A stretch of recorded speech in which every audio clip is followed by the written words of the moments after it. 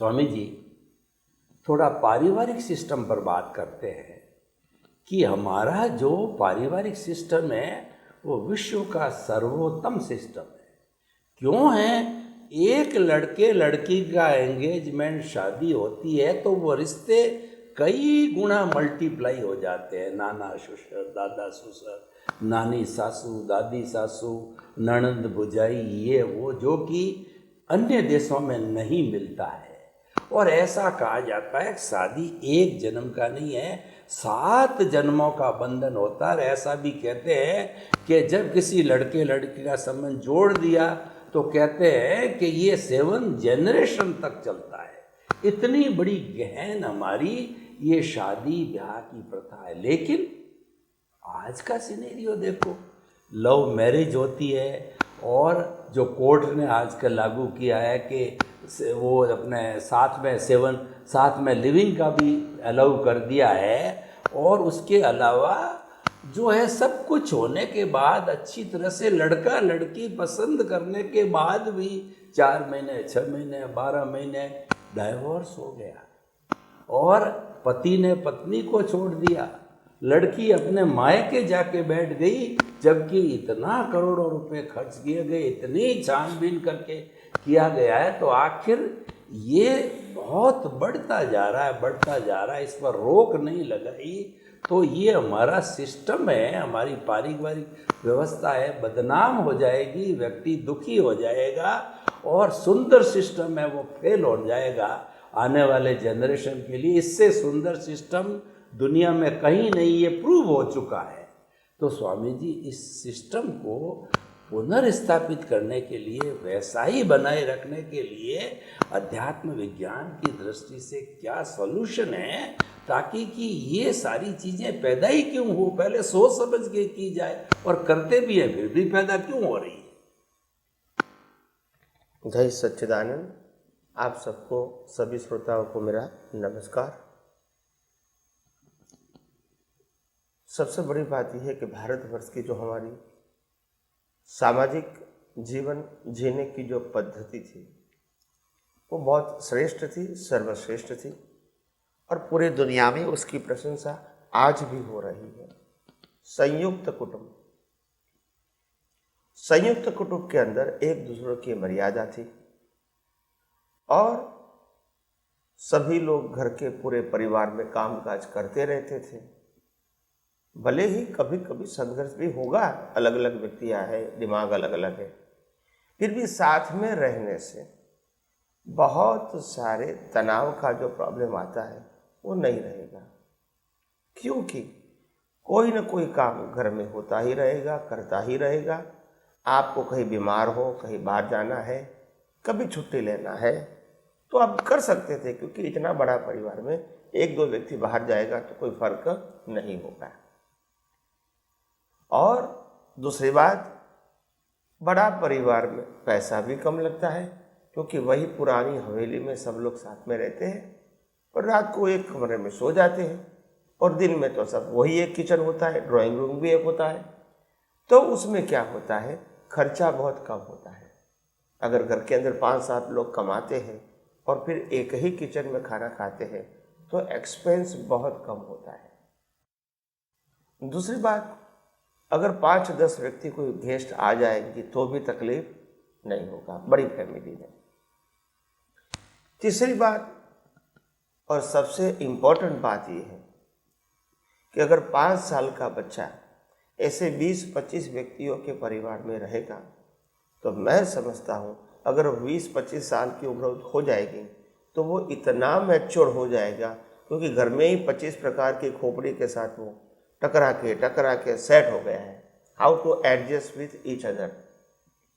तो इसीलिए वो बच्चा भी या बच्चे भी अपने जीवन में फिर कभी भी कोई भी संघर्ष आएगा तो वो उसको डाइजेस्ट कर पाएगा, क्योंकि ट्रेनिंग घर पे मिल गई है। तो ये सब प्लस पॉइंट था। मगर आज क्या हो गया, छोटा परिवार सुखी परिवार, घर में हस्बैंड और वाइफ ही है और कभी कभी ये 2 बच्चे होते हैं। फिर क्या होता है, कोई भी प्रोग्राम में जाना है तो बच्चे को छोड़ के जा नहीं सकते हैं। दूसरी बात, घर में कोई तकलीफ आ जाती है, काम ज़्यादा आता है, बीमार हो जाता है, बाहर जाना है, नहीं जा सकते। बीमार होगा, कौन करेगा? सबसे पहला अटेम्प्ट कौन करेगा?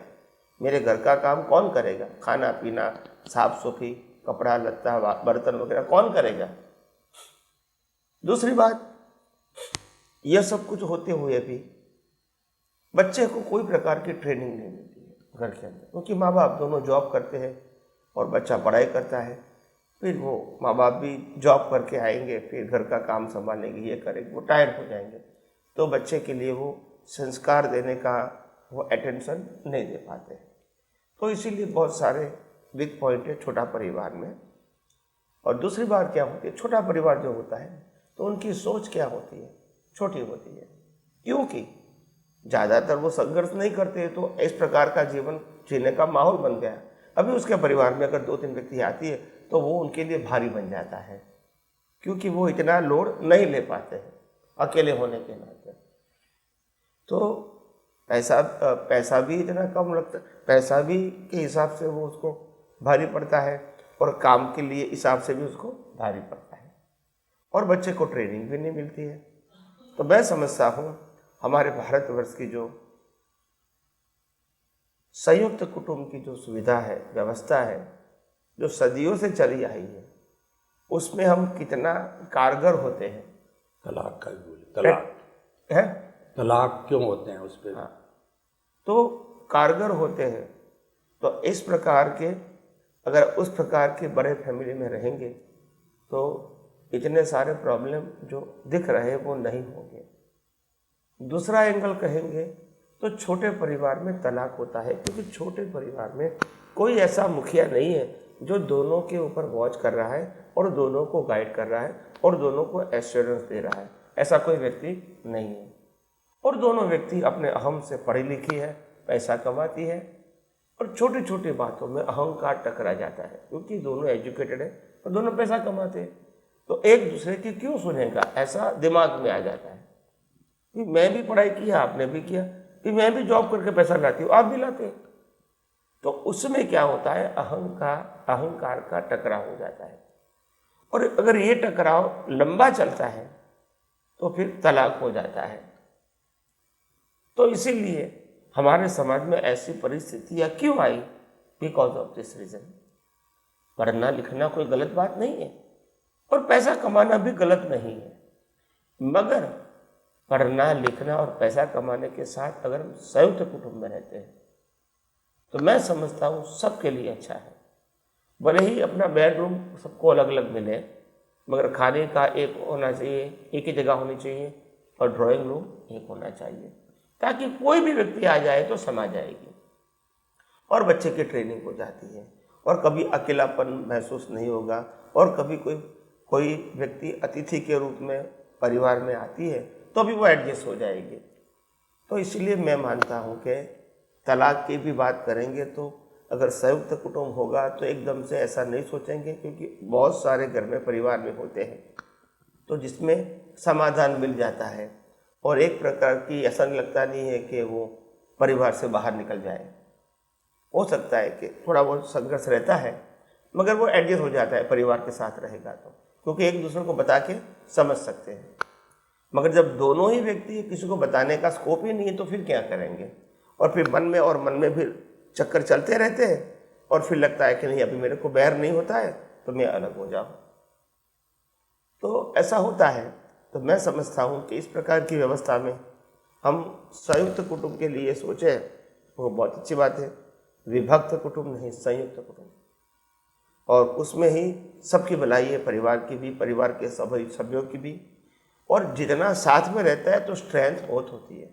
अगर कोई सामने वाला व्यक्ति कुछ गलत करने के लिए हमारे घर पे आता है, अगर बड़ा फैमिली है तो नहीं आ सकता है, क्योंकि कितने सारे व्यक्तियों की आंखें और दिमाग होता है तो वो नहीं सोच सकते। मगर घर में एक या दो ही व्यक्ति है तो इसको निपटना, इसको फुसलाना, इसको मिसगाइड करना या इसका लाभ लेना आसान हो जाता है। और इसीलिए बहुत सारी चीज़ें ऐसी हैं कि जिसमें बड़े परिवार में रहेंगे तो अच्छी बात है। सिर्फ बेडरूम अलग बनाओ, बाकी ड्राइंग और किचन साथ बनाओगे, मैं समझता हूँ पूरी परिवार के लिए अच्छा है। आत्मविश्वास, कॉन्फिडेंस भी बढ़ेगा और बच्चे भी धीरे धीरे आसानी से परिवार के साथ तैयार होकर आगे बढ़ेंगे। बस यही मेरी राय है उसके ऊपर। स्वामी जी, आपका बहुत बहुत धन्यवाद। आजकल के ये रोजमर्रा और मध्यम वर्गीय फैमिली की बात करें, जिसमें पति पत्नी के दिव्य व्यवहार की बात करें, क्योंकि बच्चा सीखता है वो माँ बाप के प्रैक्टिकल व्यवहार से सीखता है। संस्कार बच्चे को सीखने से ज़्यादा मिलते हैं। तो पति पत्नी 20 साल 25 साल जब उनकी संतान बड़ी हो जाती है, आजकल तो हम दो हमारे दो या हम दो हमारे एक, यानी अगर मान लो व्यक्ति 30-40 साल की 50 साल की उम्र के अंदर सेटल भी हो जाता है, तो प्राय कुछ जगह ऐसी शिकायतें आ गई कि शादी हुए 25 साल हो गए, 30 साल हो गए और पति पत्नी लड़ते हैं, पति ने पत्नी को छोड़ दिया या पत्नी ने पति को छोड़ दिया, तो उस बेचारी संतान का क्या हाल होगा। ये स्थितियां भी बहुत बढ़ रही है। फिर वो संतान क्या करेगी, गलत सलत काम करेगी, क्योंकि जवान उम्र होती है, कोई मार्गदर्शक नहीं होता है, तो वो गलत सलत काम भी हो जाते हैं। तो पति पत्नी का दिव्य व्यवहार है, तभी परिवार अच्छा रहेगा, तभी समाज अच्छा रहेगा, क्योंकि समाज परिवार बनता ही पति पत्नी से है। तो पति पत्नी का दिव्य व्यवहार हमेशा बनता रहे, तो वो क्या टिप्स है, और ख़ासकर उन लोगों को दीजिए जिनकी की शादी के 25-30 साल हो गए, मैच्योरिटी भी आ गए, बच्चों को सेटल पीक पर आ चुके हैं, उस वक्त वो ऐसा करते हैं तो कितनी दुर्दशा होती, सबकी होती है। उसके लिए कृपया मार्गदर्शन दीजिए पीक कंडीशन का। जय सच्चिदानंद, धन्यवाद। परिस्थितियाँ कभी कभी ऐसी होती है कि मैच्योर व्यक्ति भी एक अपने जीवन में संघर्ष करते करते करते, सहन करते करते, अपने आप को गिव अप करते करते इस परिस्थिति में पहुंच गया है कि अभी मेरा क्या होगा, मेरा कौन करेगा। क्योंकि आजकल की परिस्थिति ऐसी है, जब बच्चे बड़े हो जाते हैं, जैसे लड़की होती है उनकी तो शादी होगी तो वो चली जाएगी, मगर लड़का भी ऐसा होता है कि शादी करता है तो अलग मकान ले लेता है। तो भी माँ बाप को लगता है कि हमने इतनी 25-25 साल तक जो तपस्या किया है, आखिर उसका फल क्या मिला। हमको तो वही का वही काम करना पड़ेगा, वही जिम्मेदारी लेनी पड़ेगी, हम तो रिलैक्सेशन या रिटायरमेंट महसूस ही नहीं करेंगे। तो ऐसी परिस्थितियाँ समाज में आज बन रही हैं, और ये परिस्थितियों में सभी को प्रॉब्लम आता है। नए जनरेशन को अलग रहने में भी प्रॉब्लम आता है, और पुराने व्यक्तियों को उम्र के कारण छोटी मोटी जो आउटसाइड हेल्प होती है, मेडिकल का हो, खास करके मेडिकल का हो, और घर में थोड़ा बहुत कामकाज का हो, कोई बाहर से कोई मेहमान आ जाए तो हेल्प की बात का हो, और बीमारी आ जाते हैं तो एक व्यक्ति हमको कुछ संभालने वाली है ऐसा कहो। लेडीज़ के लिए कोई लेडीज़ मिल जाती है, जेंट्स के लिए जेंट्स मिल जाती है परिवार में, तो उनको अच्छा लगता है। तो ये परिस्थितियाँ अभी टूट रही है, मैं मानता हूँ, इससे किसी का भला नहीं है, मगर ये मैंने पहले भी कहा कि ये अहम की बातें हो गई है, और सबको दिमाग में एक प्रकार का शब्द सेट हो गया है कि मेरे को फ्रीडम चाहिए। हालांकि फ्रीडम क्या है वो जानते नहीं। फ्रीडम का मतलब ये नहीं है कि स्वच्छंदी बन जाए। फ्रीडम का मतलब होता है अपनी टेरिटरी में किसी को न आने देना, और किसी की दूसरे की टेरिटरी में न जाना। हो सके तो दूसरों को हेल्पफुल होवे, और हम दूसरे की कम से कम हेल्प लेंगे, तो उससे फ्रीडम महसूस होता है। तुम सबके साथ हेल्प लेते जाओगे, फिर कहेंगे मैं हेल्प नहीं करूँगा, लंबा कैसे चलेगा। तो गिव एंड टेक है। तो कहने का मतलब ये ऐसा है कि जीवन ऐसा वन वे नहीं होता है, और अगर वन वे जीवन जीना चाहोगे तो फिर संघर्ष ही रहेगा। तो इसीलिए मैं कहता हूँ हमारे जीवन के अंदर मुख्यतः हमारे जीवन स्टाइल ऐसे होने चाहिए कि हमारे से किसी को परेशानी न होवे, और छोटी मोटी परेशानी को हम स्वीकार कर लें और आगे बढ़ें। मगर हम नॉर्मली क्या करते हैं, छोटी मोटी जो परिस्थितियाँ आती है वो भी ढाल देते हैं परिवार के ऊपर। हम खुद फेस करना नहीं चाहते और छोटी परिस्थितियों को हम बड़ा बताना चाहते हैं, और इसीलिए फिर घर में भी संघर्ष हो जाता है।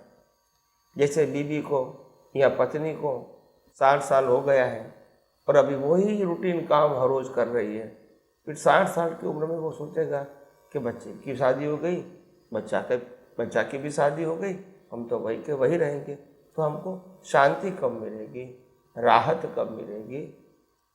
फिर वो कहेंगे कि चलो भाई मैं 3 दिन बीमार हो जाता हूँ, तो कहेंगे मैं बीमार हूँ, मैं काम काज नहीं करूँगा, तो पतिदेव भी गुस्सा हो जाता है, मेरा घर कैसे चलेगा।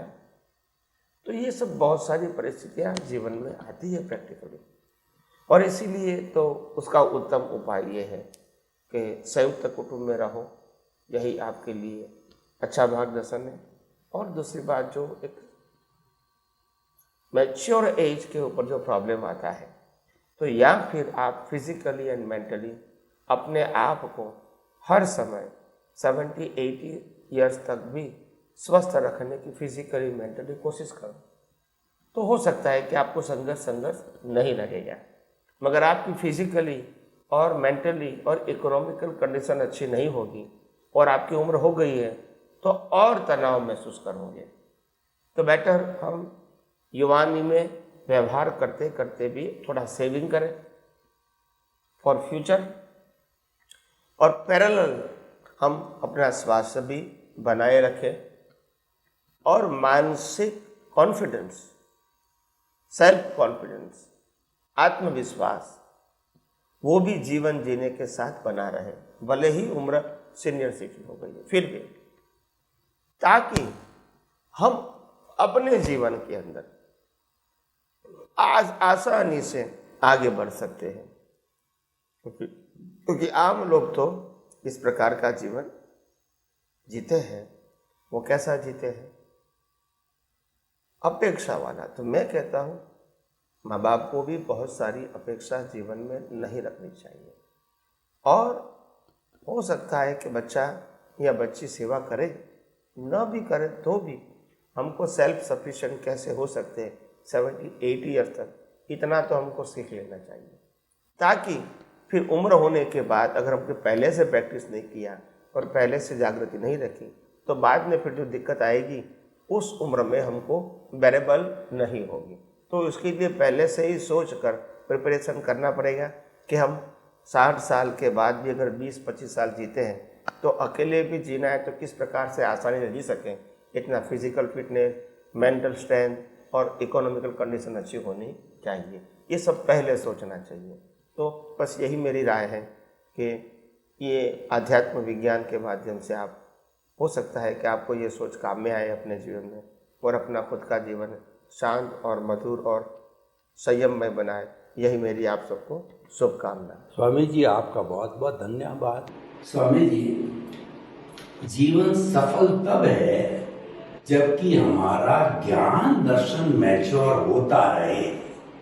अल्टीमेट ट्रुथ यही है, सनातन सत्य को जानना, कुदरत को दृष्टता, कुदरत के कानून को जानना, मन वचन काया से मुक्त ऐसा मैं शुद्ध आत्माओं सबको अप्लाई करने के बाद जो परिणाम आता है वो ये है कि ज्ञान दर्शन की मैच्योरिटी कितनी है, सम्यक ज्ञान सम्यक दर्शन, वो मैच्योरिटी क्योंकि वही साथ जाती है। तो हम जो हमारा परम लक्ष्य है उस पर आज बात करते हैं कि ये कैसे नापें कि मेरा ज्ञान दर्शन मैच्योर हो रहा है या नहीं हो रहा है। मैं खाली फालतू ही सारा इतना कर रहा हूँ, और उसके मापदंड किस तरीके से किया जाए, क्या थर्मामीटर लगावें, वो सारी बातें आप बतावें ताकि कि हमको मालूम हो जाए कहीं हम गलती में, कहीं हम रॉन्ग ट्रैक पे हो तो सही ट्रैक पर आ जाएं। तो ज्ञान दर्शन मैच्योरिटी के माप के बारे में कृपया थोड़ा हमको मार्गदर्शन कीजिए। जय सच्चिदानंद। सभी श्रोताओं को मेरा नमस्कार। सबसे बड़ी बात क्या है, हम ज्ञान दर्शन की प्रगति को या तो सही रास्ते पर जा रहे हैं उसको, या तो वास्तव में हम आगे बढ़ रहे हैं या नहीं, ये सब कुछ जानने की जिज्ञासा सभी व्यक्तियों को रहती है। मगर एक बात आप सबको जीवन भर तक या हर वर्ष तक ध्यान में रखना पड़ेगा कि आपके जीवन में जन्म से मौत तक जो भी शरीर के साथ सत्ता, संपत्ति, संबंध, साधन आप प्राप्त करते हैं वो सब सभी बर्थ में छोड़ना ही है, वो सुनिश्चित है, उसमें कोई ऑप्शन नहीं है। और वो पाने का खोने का सवाल नहीं है, पाने का और खोने का वो ही कुदरती रचना है, और इसीलिए रहेगा वो तो प्रश्न है नहीं। तो ये क्रम को हम ध्यान रखेंगे, और इसीलिए उस सब्जेक्ट में पाना खोना सब्जेक्ट नहीं रहेगा, ये कर्मों का फल है, आएगा और जाएगा। लेकर कुछ आना नहीं है और कुछ लेकर जाना नहीं है, यह अबाधित नियम सभी मनुष्यों को लागू होता है। प्रश्न ये आती है कि आध्यात्म विज्ञान, और आध्यात्म विज्ञान में हम ज्ञान दर्शन की बात करते हैं। तो ज्ञान दर्शन हम जानते हैं, मानते हैं, उपयोग करते हैं, संयोगों में अनुभव करते हैं। तो क्या ये वास्तव में अनुभव है, या इसको हम अनुभव माने कैसे, या तो हम सही मार्ग पर है वो कैसे मालूम होगा हमको?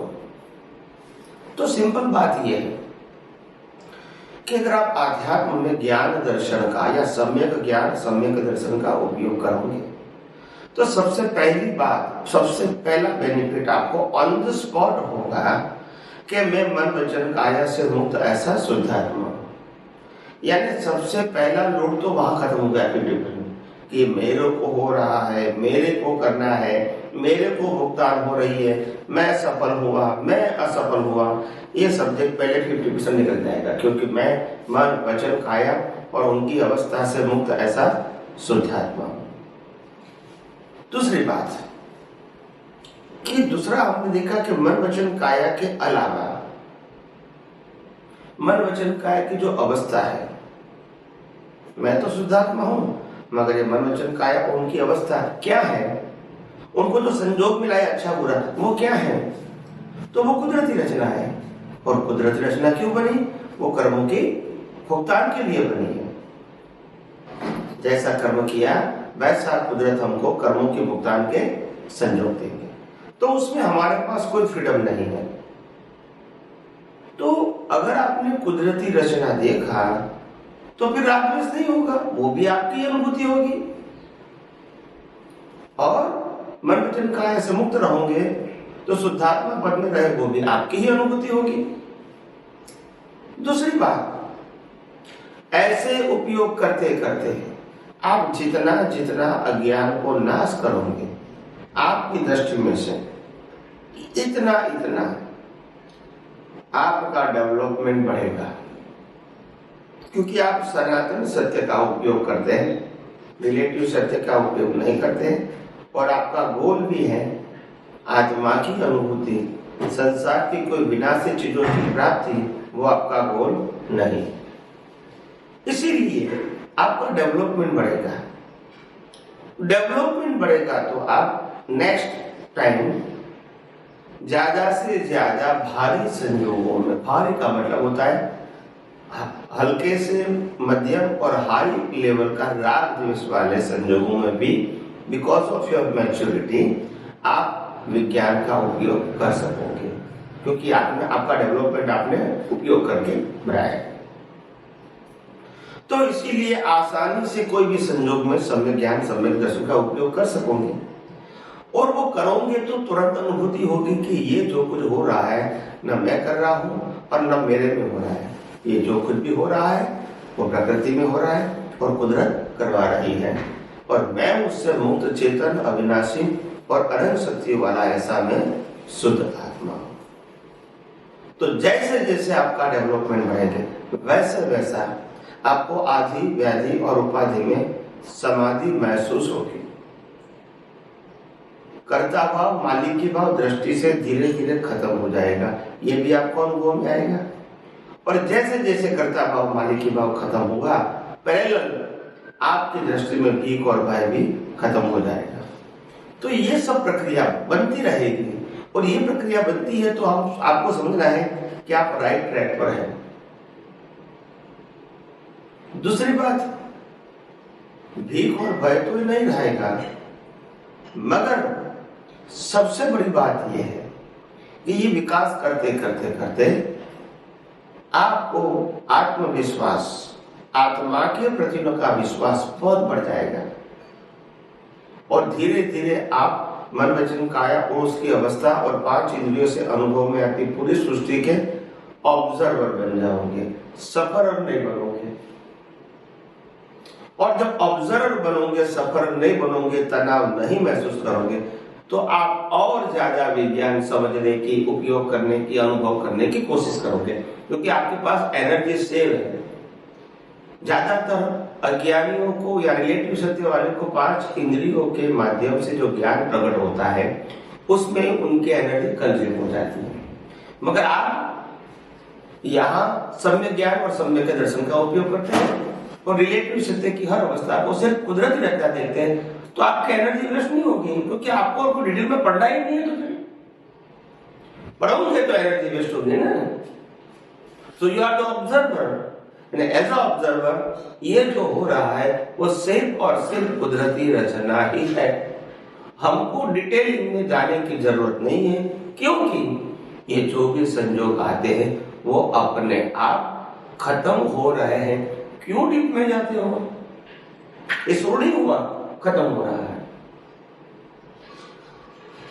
तो ये जैसे जैसे आप विज्ञान का उपयोग संयोगों में करते रहोगे, वैसे वैसे अज्ञान ऑटोमेटिक नाश होगा, वो भी आपको अनुभव में आएगा। भीख और भय खलास होगा, वो भी आपको समझ में आएगा। कर्ता भाव मालिकी भाव खत्म होगा, वो भी आपको अनुभव में आएगा, और डेवलपमेंट बढ़ेगा। पैरेलल आपने विज्ञान का उपयोग किया है, सम्यक ज्ञान, सम्यक दर्शन होगी, तो मोक्ष मार्ग के लिए लायक और सहायक संयोग भी बनते रहेंगे। ये सब आपको अनुभव में आएगा, ये मैं बताता नहीं, वो अनुभव में आएगा अगर आप राइट ट्रैक में हैं तो। और अनुभव में आएगा फिर, और किसी के पास से सर्टिफिकेट की आपको आवश्यकता नहीं रहेगी। तो इसीलिए जो मैंने आपको बताने की कोशिश किया कि अगर विज्ञान की जागृति रही तो ये सब बातें आपको खुद को स्वयं अनुभव में आएगी। और ये विज्ञान खुद अपने आप में ही इतना पावरफुल है, समझना जरूरी है। अगर समझ में आ गया तो अपने आप ही काम करेगा, अगर समझ में ठीक तरह नहीं आया तो इतना काम वो नहीं करेगा।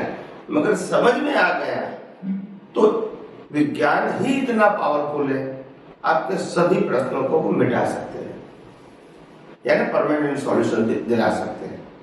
तो इसीलिए मैंने कहा आइए हम सब यही आध्यात्म विज्ञान को सिंसियरली समझने की कोशिश करें, उपयोग करने की कोशिश करें, और अनुभव के मार्ग में खुद अनुभव करके आगे बढ़े और दूसरे को भी प्रेरणा दें। यही मेरी आप सबको शुभकामनाएं। स्वामी जी, आपका बहुत बहुत धन्यवाद।